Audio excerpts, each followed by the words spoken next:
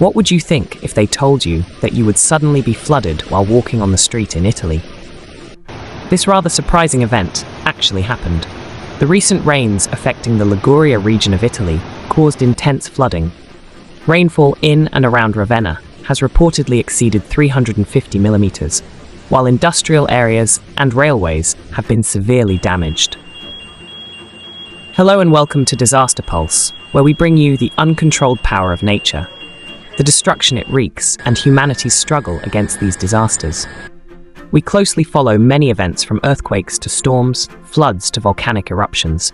Don't forget to subscribe to our channel and meet us in the comments. Let's start if you are ready, because nature never waits.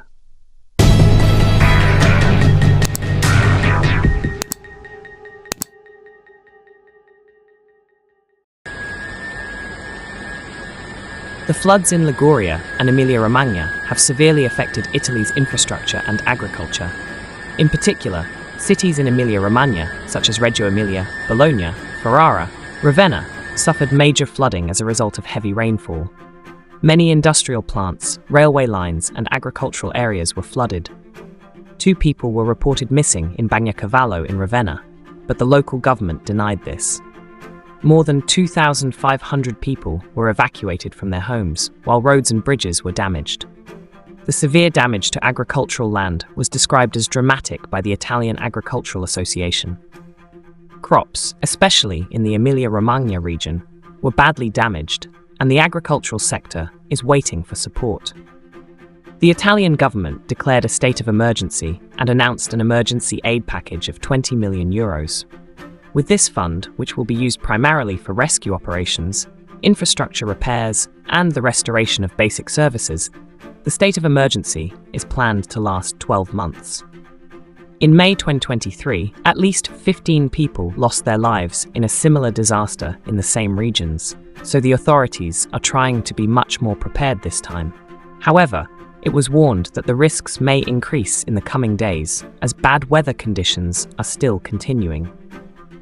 The danger of flooding continues due to the heavy rains that are effective in the Liguria and Emilia-Romagna regions of Italy. Weather conditions in the region indicate that heavy rainfall will continue for the next 48 hours. Authorities warn the public against possible flooding, maintaining the orange alert level, especially for Emilia-Romagna. Temporary evacuations were carried out in some residential areas, while measures against river flooding were increased.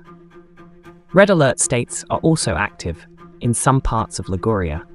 Civil defense teams are ready for emergency response, but it is stated that those living in risky areas should be careful.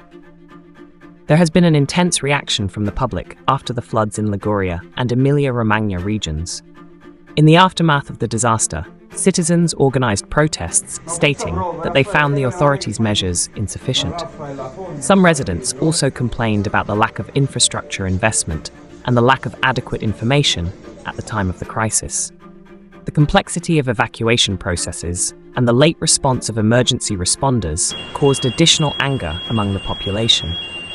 In addition to the economic losses, local agricultural areas were also severely damaged by the floods, fueling the anger of those whose livelihoods depend on agriculture. In the aftermath of the floods in Liguria and Emilia-Romagna, Italy is receiving various forms of assistance from the European Union and some neighbouring countries. The EU has allocated a total aid package of more than €1 billion from the Flood Solidarity Fund to the affected countries, including Italy. Italy will receive around €446 million from this fund, especially for the regions of Emilia-Romagna and Tuscany. The aid will be used for infrastructure repair, protection of cultural heritage, and clean-up operations. Meanwhile, the European Commission and the Parliament are in the process of approving the disbursement of the fund. Although no specific requests for major assistance from countries outside the EU have yet been reported, solidarity efforts seem to be coming primarily from within the EU. This aims to ensure that those affected by the disaster receive support quickly. Thank you for tuning in. We will continue to explore the unpredictable power of nature together.